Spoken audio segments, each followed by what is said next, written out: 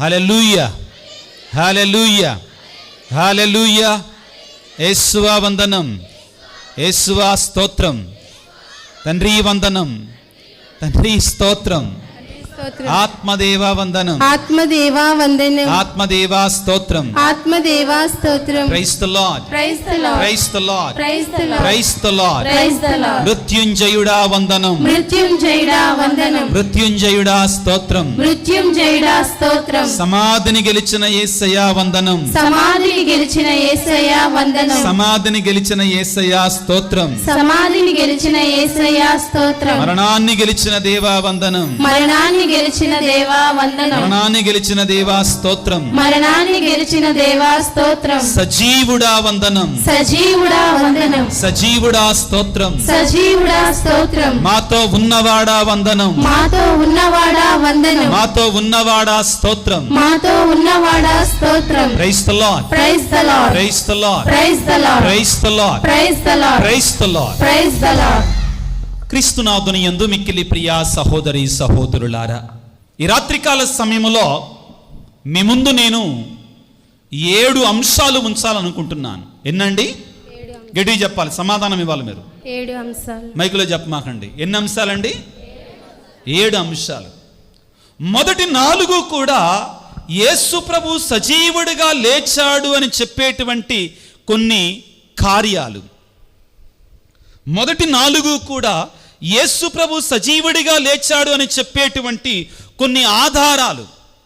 7 చివరి 3 సాక్ష్యాలు యేసు ప్రభు సజీవుడిగా లేచాడు అని. బైబిల్లో ఉన్నటువంటి వాళ్ళందరూ కూడా తెరచి రెడీగా ఉండండి. మైకు దగ్గర ఉన్నటువంటి వాళ్ళు మాత్రం చదవండి. కారణం ఏంటంటే అందరికీ వినపడాలి. ప్రియులారా, యేసు ప్రభు సజీవుడిగా లేచాడు అనడానికి ఆధారాలలో మొట్టమొదటి ఆధారం ఏమిటి అంటే ప్రియులారా, రాజముద్ర పగలగొట్టబడింది. రాజముద్ర పగలగొట్టబడింది, సమాధి తెరవబడింది. రాజముద్ర పగలగొట్టబడింది, సమాధి తెరవబడింది. ముందుగా ఒక వాక్యాన్ని చదువుకుందాం ప్రియులకు దేవుని బిడ్డలారా. యేసు ప్రభు మరణించిన తరువాత ప్రధానార్చకులు, ధర్మశాస్త్ర బోధకులు పిలాతుని దగ్గరికి వెళ్ళాడు. వెళ్ళిన తర్వాత ఒక మాట అంటున్నారు, వినండి పిల్లలు. ఎవరు మాట్లాడేది ఇది? ప్రధానార్చకులు, ధర్మశాస్త్ర బోధకులు. మత్తయి శుభవార్త 27వ అధ్యాయము 63వ వచనాన్ని చదువుకుందాం. మత్తయి శుభవార్త 27వ అధ్యాయము 63వ వచనాన్ని చదువుకుందాం. అయ్యా, ఆ మోసగాడు జీవించి ఉన్నప్పుడు. ఎవరండి ఆ మోసగాడు? యేసు ప్రభువును పట్టుకొని పరిసయ్యులు, ధర్మశాస్త్ర బోధకులు ఏమంటున్నాడు పిలాతుని దగ్గర? ఆ మోసగాడు జీవించి ఉన్నప్పుడు నేను 3 దినముల తరువాత సజీవుడై లేస్తాను అని చెప్పినట్లు మాకు జ్ఞాపకమున్నది. మాకు బాగా జ్ఞాపకం ఉన్నది. వినండి జాగ్రత్తగా. అతని శిష్యులు, పరిసయ్యులు, ధర్మశాస్త్ర బోధకుల కండి బాగా జ్ఞాపకం ఉంది. దేని గురించి జ్ఞాపకం ఉంది? యేసు ప్రభు సజీవుడిగా లేస్తానని చెప్పినటువంటి ఆ మాటలు జ్ఞాపకం ఉంది. ఎవరికి జ్ఞాపకం ఉంది ఆ మాటలు? చెప్పండి. ఎవరికండి? ఎవరికి జ్ఞాపకం ఉంది? పరిసయ్యులు, ప్రధానార్చకులకి. మరి శిష్యులు ఏమయ్యారు? వాళ్ళు పారిపోయారు. శిష్యులు ఏమయ్యారు? పారిపోయారు. ఆధునిక క్రైస్తవ్యం కూడా ఇలాగానే ఉందండి. ప్రస్తుత క్రైస్తవ ప్రపంచం కూడా ఇలాగానే ఉందండి. శిష్యులు ఏం చేశారు? ఆయనతో పాటు 3.5 సంవత్సరాల పాటు ఉన్నారు. ఆయన చేసినటువంటి అద్భుతాలు చూశారు, ఆయన వాక్యాన్ని ఆలకించారు. మేము ఆయన శిష్యులం అని చెప్పుకున్నారు. కానీ యేసు ప్రభు సిలువ వేయబడుతుంటే పారిపోయి దుప్పట్లు కప్పుకొని గుర్రు పెట్టి నిద్రపోయారు. అయిపోయింది. కానీ ప్రియులారా, శత్రువులు మాత్రం యేసు ప్రభు జపం చేశారండి. యేసయ్య మరణించి కూడా శత్రువుల గుండెల్లో నిద్రపోయాడు. సమాధిలో ఉండి కూడా శత్రువులను భయపెట్టాడు. ఆయన ఒక్కడేనేమో అంత శక్తి కలిగినటువంటి వాడు. ఆయన సజీవుడే లేస్తానని చెప్పిన మాట మాకు బాగా జ్ఞాపకం ఉందన్నారండి. వెళ్ళి ఏమన్నారంటే సమాధి కాపలా పెట్టండి. చచ్చిపోయిన సమాధి కాపలా పెట్టడం ఏందండి? చంపేశారుగా. యేసు ప్రభువుని పన్నాగాలు పన్ని కుతంత్రాలు పన్ని చంపేశారు కదా, మరలా చచ్చిపోయినటువంటి వాడి కాపలా ఎందుకండి అంటే మరణించినటువంటి వాడిని చూసి కూడా భయపడుతున్నారు పరిసయ్యులు, ధర్మశాస్త్ర బోధకులు. నీతి ఆ విధంగా ఉంటుందండి, ధర్మం ఆ విధంగా ఉంటుంది, నీతిమంతుడు ఆ విధంగా ఉంటాడో. నీతిమంతుడు ప్రియులారా, కొన్నిసార్లు సొలొమోను జ్ఞానగ్రంథంలో మనం చదువుకుంటాం, యువకుడిగా ఉన్నప్పుడు అతను చంపివేశారు, యువకుడిగా ఉన్నప్పుడు అతను చనిపోయాడు. కానీ అతడు నీతిమంతుడు కాబట్టి ప్రియులకు దేవుని బిడ్డలారా వినండి, మరణించినా కానీ అవినీతిమంతులను భయపెడతాడు. చనిపోయింది ఆబేలా కయ్యనుడా?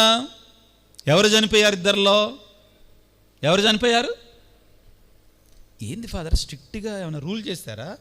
ఇవాళ విజయరాజ్ ఫాదర్ చానాల తర్వాత వస్తున్నాడు, ఆయన ప్రశ్నలు వేస్తే మీరు సమాధానం చేస్తే తర్వాత చూస్తాం మీ పని అన్నారా ఏంటి? ఎవరు మాట్లాడతారు? సహజం గట్టినే మాట్లాడతారే. Praise the Lord, praise the Lord, praise the Lord. ఇద్దరిలో ఎవరు చనిపోయారు? ఆబేలుడు చనిపోయారు. మరి ప్రియులారా, ఆబేలుడు భయపడుతున్నాడా? కయ్యనుడు భయపడుతున్నాడా? కయ్యనుడు భయపడ్డాడు. గుర్తుపెట్టుకోండి, నీతిమంతుడు మరణించినా గాని ఆ యొక్క అవినీతిమంతులని భయపెడుతూనే ఉంటాడండి. ఆ పాపం భయపెడుతూనే ఉంటుంది.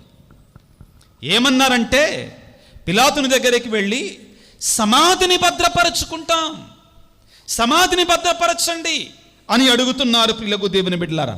చదవండి 65వ వచనం.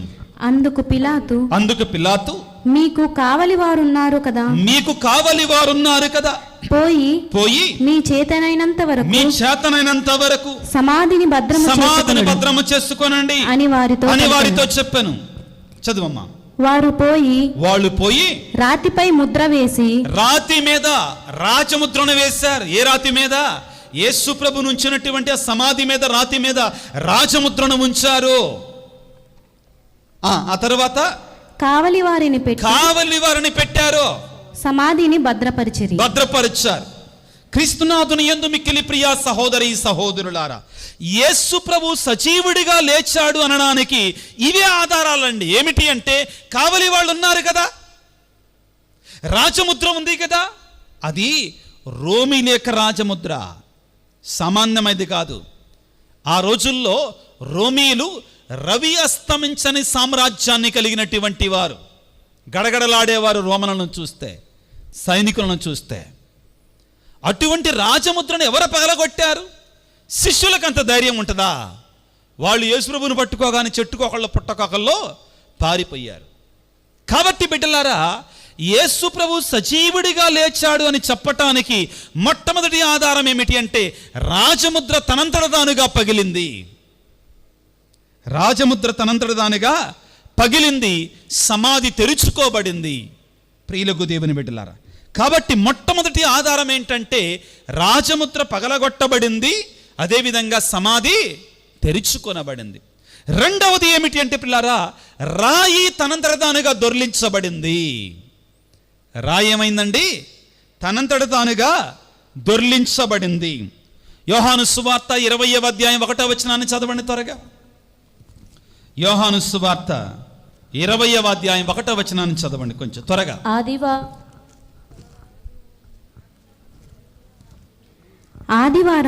ఆదివారము తెలవారక ముందే మగ్దల మరియమ్మ సమాధి యొద్దకు వెళ్ళి ఆ సమాధి మీద రాయి తీసివేయబడి ఉండుటను రాయి తీసివేయబడి ఉంది. ఆశ్చర్యం అండి. అది ఏమైనా తీసేయటానికి గులకరాయి అనుకుంటున్నారా? ఎవరు పడితే వాళ్ళు తీసేయటానికి లేదండి. దాన్ని ఒకళ్ళిద్దరు కలిపి నెట్టినా అని రాదండి. అది రౌండ్గా ఉంటుంది, చాలా బరువుగా ఉంటుంది. లాజరు చనిపోయినప్పుడు ప్రియులారా, యేసు ప్రభు స్వయంగా అక్కడ ఉన్నటువంటి పురుషులకు చెప్పాడు, ఆ రాతిని తొలగించండి అని చెప్తాడు. ఒకసారి వాక్యాన్ని చదువుకున్న యోహాను సువార్త 11:38. యోహాను సువార్త 11:38 చదువుకుందాం. యేసు మరల దీర్ఘముగా నిట్టూర్చి సమాధి వద్దకు వచ్చెను. అది రాతితో మూయబడిన ఒక గుహ. రాతిని తొలగింపుడు అని యేసు పలుకుతున్నాడు. చూడండి ప్రియులారా, తనంతట దానిగా ప్రక్కన వాళ్ళు కానీ ఎవరికైనా తొలగించలేరు. అది పెద్ద రాయి, సమాధి మీద ఉంచే రాయి. ఆ రాయిని 2-3 పురుషులు కలిపి పడితే గానీ అది తొలగుద్దండి. ఆ విషయానికి వస్తే లూకాసు వార్త 24:2 చదువుకుంటే అక్కడున్నటువంటి స్త్రీలు, అక్కడికి వెళుతున్న స్త్రీలు, సమాధి దగ్గరకు ఆదివారం పొద్దున్నే వెళుతున్న స్త్రీలు ఆ రాయిని ఎవరు దొరికిస్తారు? మన వల్ల కాదు కదా. ఆ రాయిని దొరిలించటం మన వల్ల కాదు కదా. ఎవరు దొరిలిస్తారు దానిని అని వాళ్ళలో వాళ్ళు మాట్లాడుకుంటారు. చదవండి అమ్మా వాక్యం. సమాధి ద్వారమును మూసి ఉన్న రాయి దొర్లింపబడి ఉండుట చూచిరి. వారు సమాధిలోనికి వెళ్లి చూడగా ప్రభువైన యేసు దేహము వారికి కనిపింపలేదు. ప్రియులారా, ఆ రాయి అప్పటికే దొర్లించబడింది, మామూలు రాయి కాదు. ఒకవేళ ఎవరైనా కానీ శిష్యులే ఆ రాయిని దొర్లించి ఉంటే, వినండి జాగ్రత్తగా, అక్కడ కాపలా వాళ్ళు ఉన్నారు, అది పెద్ద శబ్దం చేస్తుంది, అది మామూలు రాయి కాదు కాబట్టి ఆ సమయంలో వాళ్ళు కొరకబెట్టి నిద్రపోయేటువంటి వాళ్ళని దిగ్గులు లేచి కూర్చుంటారు, ఏదో జరుగుతుందని. అవునా కాదా? రెండవ సాక్ష్యం ప్రియులారా, రాయి తనంతట తాను సువార్తలలో ఒక సువార్త ప్రకారం దేవదూత దొర్లించాడు ఆ రాయిని. ప్రైజ్ ది లార్డ్, హల్లెలూయా, హల్లెలూయా. క్రీస్తు ప్రభు సజీవుడు అని చెప్పటానికి రెండవ సాక్ష్యం ప్రియులకు దేవుని బిడ్డలారా. మూడవ సాక్ష్యం ఏమిటి అంటే ఖాళీ సమాధి. మూడవ సాక్ష్యం ఏంటండి? ఖాళీ సమాధి. ఆ సమాధిలో యేసు ప్రభు అక్కడ లేరు. యేసు ప్రభు ప్రియులారా 10,000లో అతి సుందరుడని మనం పాడుకుంటాం. ఆజానుబాహుడు యేసు ప్రభు, ఆజానుబాహుడు. ఆయన మరణించిన తర్వాత యేసు ప్రభు యొక్క పార్థివ దేహం ఆ యొక్క సమాధిలో లేదు. ఎప్పుడు? వీరు అక్కడికి వచ్చినప్పుడు. ఈరోజు మనం చదువుకున్న సువిశేషములో కూడా అదే విషయాన్ని మనం చదువుకుంటాం ప్రియులకు దేవుని బిడ్డలారా. ఏమిటి? యేసు ప్రభు యొక్క పార్థివ దేహం ఆ యొక్క సమాధిలో లేదు అని మనం చదువుకుంటాం. దయచేసి కొన్ని వాక్యాలు చదవడానికి ప్రయత్నం చేయండి. యోహాను సువార్త 20:2 చదవండి మరొకసారి త్వరగా. యోహాను సువార్త 20:2 చదువుదాం.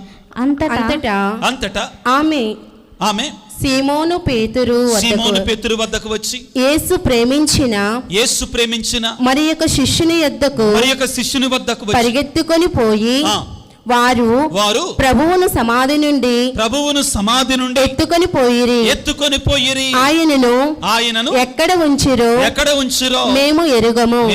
సమాధిలో యేసు ప్రభు లేడు.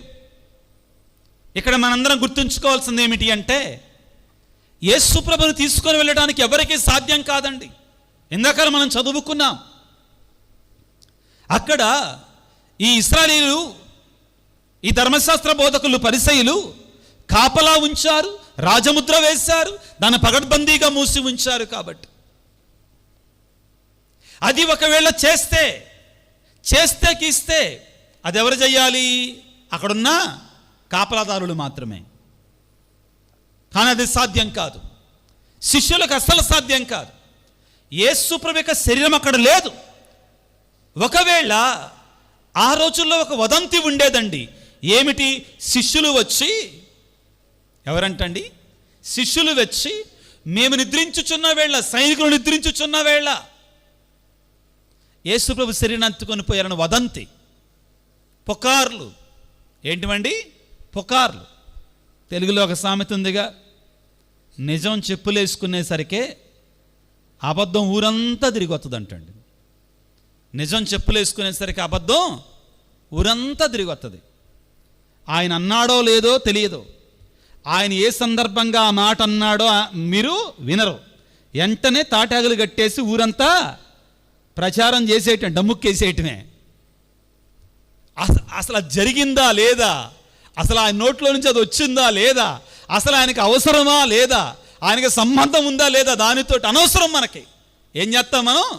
వెనక తాటాకులు కట్టేయడం, దానికి కొద్ది నిప్పు అంటించటం. హ్యాపీ మనం. Praise the Lord, praise the Lord. మిమ్మిరి చేయటం, మిమ్మిరిని తమ్మిని చేయటం, ఇది బాగా ప్రచారంలో ఉంది. ప్రియులారా, ఇక్కడ మనం గుర్తుంచుకోవాల్సింది ఏమిటి అంటే, ప్రియులకు దేవుని బిడ్డలారా, ఆ రోజుల్లో కూడా ఇది జరిగిందండి యేసుప్రభు విషయంలో. ఒక్కసారి వాక్యాన్ని చదువుకున్న కొంచెం ఓపికగా. మత్తయి శుభవార్త 28వ అధ్యాయము, మత్తయి శుభవార్త 28వ అధ్యాయము 13వ వచనాన్ని చదవండి. పరిసయ్యులు, ధర్మశాస్త్ర బోధకులు సైనికులతో ఏమంటున్నారో వినండి ప్రియులారా. మేము నిద్రించుచుండగా ఆయన శిష్యులు రాత్రివేళ వచ్చి అతని శరీరమును ఎత్తుకొని పోయిరి అని చెప్పండి మీరు. సైనికులతోటి ధర్మశాస్త్ర బోధకులు అంటున్నారు. ఎంత మోసం అండి, ఎంత దారుణం అండి. వినండి జాగ్రత్తగా.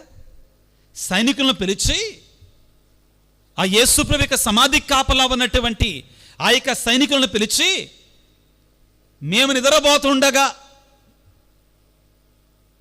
ఆయన శిష్యులు వచ్చి ప్రభు యొక్క శరీరాన్ని తీసుకొని పోయారని మీరు అబద్ధం చెప్పండి.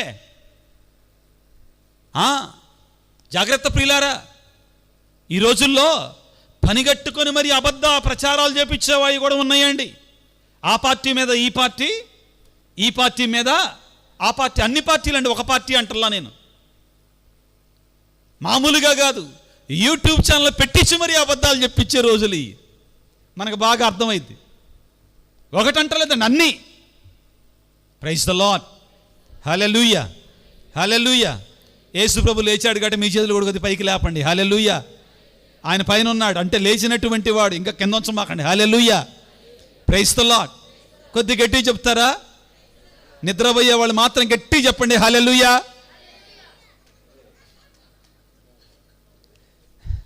హల్లెలూయా, praise the Lord, praise the Lord. క్రీస్తునాథుని యందు ప్రియ సహోదరి సహోదరులు, చూడండి ఏం చేస్తున్నారో ధ్యానం చేయాలని మనందరం కూడా. యేసు ప్రభు సమాధిని గెలిచిన తర్వాత ఈ సైనికులు వెళ్ళి, అయ్యా ఆయన లేచాడయ్యా, ఆయన సజీవుడిగా లేచాడని చెప్తే మీరు నోరు మూసుకుంటారా? మేము డబ్బులు ఇస్తాం మీకు కావాలంటే. రాష్ట్ర పాలకుని దగ్గరికి వెళ్ళి మేము నిద్రపోతుంటే ఆయన శిష్యులు వచ్చి తీసుకొని వెళ్ళారని చెప్పండి అనని అబద్ధాలు పలికిస్తున్నారు. పిల్లరా, వాక్యాన్ని చదువుకుంటే 14వ వచనాన్ని చదువుకుందాం. ఇది రాష్ట్ర పాలకుని చెవిన పడిన అతనిని మేము ఒప్పింతము, మీరు ఏమాత్రము భయపడొద్దు అని పలికెను. వారు ధనాన్ని తీసుకొని చెప్పినట్లు చేసిరి. ఈ వదంతి నేటికిని, ఈ పుకారు, ఈ వదంతి, ఈ మాయ మాటలు అంటాడు ఇప్పుడు కూడా ఉందంటండి. ఇక్కడ మనకందరికి ఒక ప్రశ్న వెయ్యాలి. ఏంటంటే, అందరూ వినండి. ఒకవేళ శిష్యులు యేసు ప్రభు శరీరాన్ని తీసుకొని వెళ్ళినట్లయితే అది ఎక్కడ ఉందో వాళ్ళు చూపించాలి కదా, మరి దాన్నన్నా చెప్పాలి కదా, దానన్నా నిరూపించాలి కదండి. సమాధి ఎక్కడుందో చెప్పాలి కదా, ఆ యొక్క శరీరం ఎక్కడ పెట్టారో చెప్పాలి కదా. వాళ్ళ చేతుల్లోనే అధికారం ఉంది కదా. కానీ అది కూడా చేయలేదు. కాబట్టి ప్రియులకు దేవుని బిడ్డలారా, యేసు ప్రభు యొక్క దేహం అక్కడ లేకుండా ఉండడమే దానికి గొప్ప సాక్ష్యం. యేసు ప్రభు సజీవుడిగా లేచాడని చెప్పడానికి. Hallelujah, hallelujah, hallelujah, praise the Lord, praise the Lord. మొదటి 4 ఆధారాలలో ప్రియులకు దేవుని బిడ్డలారా, చివరిది ఏమిటి అంటే ప్రియులారా, ఆయన కట్టబడినటువంటి నార వస్త్రాలు చక్కగా చుట్టబెట్టబడి ఉన్నాయి, చక్కగా మడతబెట్టి ఉన్నాయండి అక్కడ ఆ సమాధిలో. ఒకవేళ ఎవరైనా కానీ ప్రభు యొక్క శరీరాన్ని దొంగిలిస్తే అంత చక్కగా పెట్టడానికి వాళ్ళకి సమయం. దొంగోడు ఏం చేస్తాడండి?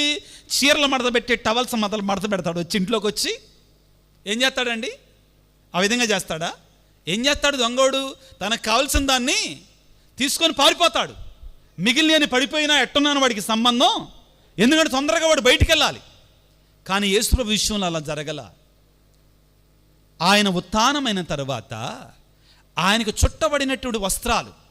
మనం ఈ విషయాన్ని గడిచినటువంటి ఆదివారానికి ముందు ఆదివారం లాజరును లేపినప్పుడు కూడా విన్నాం. లాజరు బయటికి వచ్చిన తర్వాత అతనికి కట్టినటువంటి పీత వస్త్రాలను విప్పండి అని చెప్పాడు. గుర్తుందా అని చెప్తాడు యేసు ప్రభు. ఇక్కడ యేసు ప్రభు తన చుట్టినటువంటి ఆ యొక్క వస్త్రాలన్నీ ఎక్కడంట మడతబెట్టి చక్కగా చుట్టబడి ఒకచోట పద్ధతిగా ఉంచబడినటువంటివి. వాక్యాన్ని చదువుకుందాం ప్రియులకు దేవుని బిడ్డలారా. యోహాను సువార్త 20వ అధ్యాయము 7వ వచనాన్ని చదువుకుందాం. యోహాను సువార్త 20వ అధ్యాయం 7వ వచనాన్ని చదువు. ఆయన తలకు కట్టిన తుండుగుడ్డను చూచెను. ఆ తుండుగుడ్డ నార వస్త్రములతో పాటు నార వస్త్రాలు అంటే ఏంటి మీకు ప్రశ్న రావాలి. మన దగ్గర ఏం చేస్తారండి, ఒక వ్యక్తి చనిపోతే మామూలు బట్టలు వేయరు కదా, ఒకలాంటి కద్దరు బట్టలు వేస్తారు సహజం, అంతేనండి. లేకపోతే కాటన్ బట్టలు అలా తెల్లటి వేస్తారు, అంతేనా? ఇంకా తేడా ఉంటుంది, అంతే కదా. అలాగానే యూదుల సంప్రదాయం ప్రకారం ప్రియులారా నార వస్త్రాలు చుడతారు. ఏం చేస్తారు? నార వస్త్రాలు శరీరం అంతా చుడతారు. అదేవిధంగా యేసు ప్రభువుకు చుట్టినటువంటి ఆ వస్త్రాలన్నీ కూడా ఆ నార బట్ట అంతా కూడా చక్కగా మడత పెట్టబడి భద్రంగా అక్కడ పెట్టబడి ఉందంటండి. అది దేవుని యొక్క కార్యమని మనకు నిరూపిస్తూ ఉంది. ఇది 4వ సాక్ష్యం ప్రియులారా, యేసు ప్రభు సజీవుడిగా లేచాడు అని చెప్పటానికి ప్రియులకు దేవుని బిడ్డలారా. కాబట్టి 4 సాక్ష్యాలను మనం విన్నాం, 4 ఆధారాలు మనం విన్నాం. మొదటిది ఏమిటి అంటే ప్రియులకు దేవుని బిడ్డలారా, రాజముద్ర పగలగొట్టబడింది. మొదటిది ఏంటండి? రాజముద్ర పగలగొట్టబడింది. రెండవది రాయి దొర్లించబడి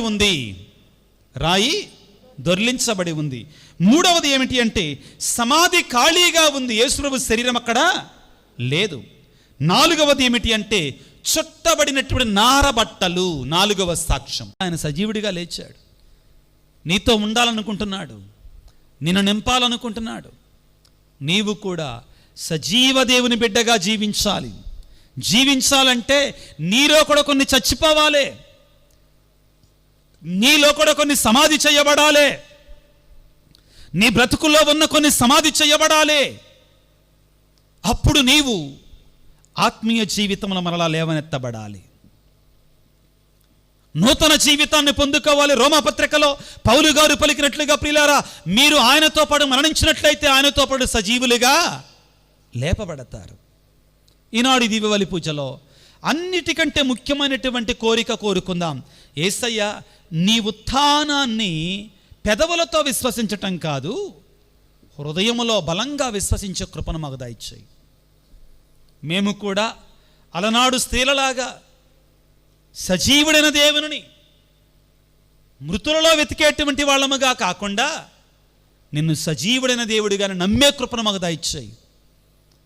సజీవ దేవుని బిడ్డలుగా మేము కూడా సజీవమైనటువంటి కార్యాలు చేసేటువంటి వాళ్ళంగా, మరణకరమైన కార్యాలు కాదు చేయాల్సింది, మనం జీవాన్నిచ్చే కార్యాలు చేయాలి. గలతీ పత్రికలో, ఎఫెసీ పత్రికలో పౌలు గారు మాట్లాడతారు, జీవము కలిగిన దేవుని బిడ్డగా నీవు కూడా జీవము కలిగిన కార్యాలను చేయాలి, జీవాన్నిచ్చే కార్యాలను చేయాలి.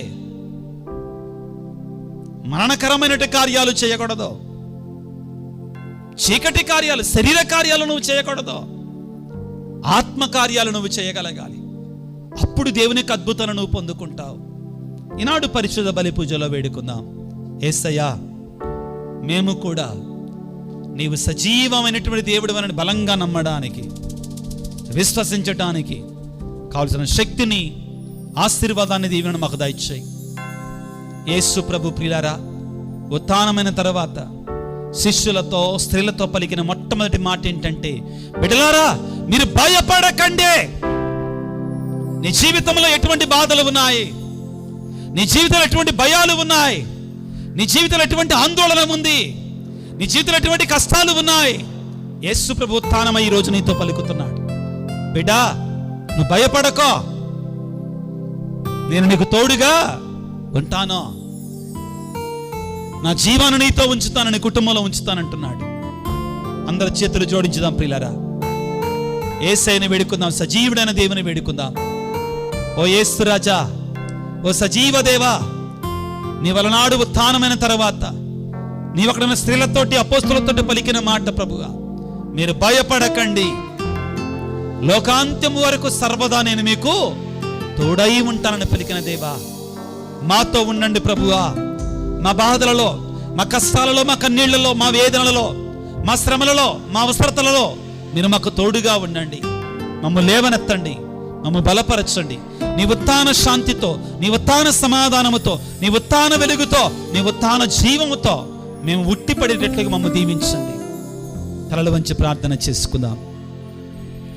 సర్వశక్తిమంతుడా, సర్వోన్నతుడా యేసు రాజా,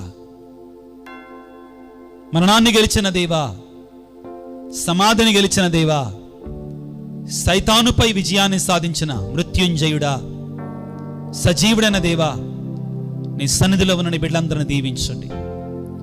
ఈ ఉత్థాన మహోత్సవంలో పాల్గొంటుండగా నీ ఉత్థాన శాంతిని, సమాధానం మాకు దయచేయండి. నీ ఉత్థాన వరముగా నీ శిష్యులపై యోహాను సువార్తలో పంపినటువంటి ఆ పరిశుద్ధాత్మ అభిషేకాన్ని మా అందరి మీద కుమ్మరింపచేయి. నీ సన్నిధిలో ఉన్న బిడ్డలు ఏ ఏ ఉద్దేశాలతో, ఏ తలంపులతో, ఏ కోరికలతో ప్రభువా నీ సన్నిధిలో ఉన్నారు, వారందరిని ప్రభువా నీ ఆత్మీయ వరాలతో నింపండి, నీ ఉత్థాన వరాలతో నింపమని, దీవించమని మా నాథుడైన క్రీస్తు ద్వారా వేడుకొనుచున్నాము తండ్రి.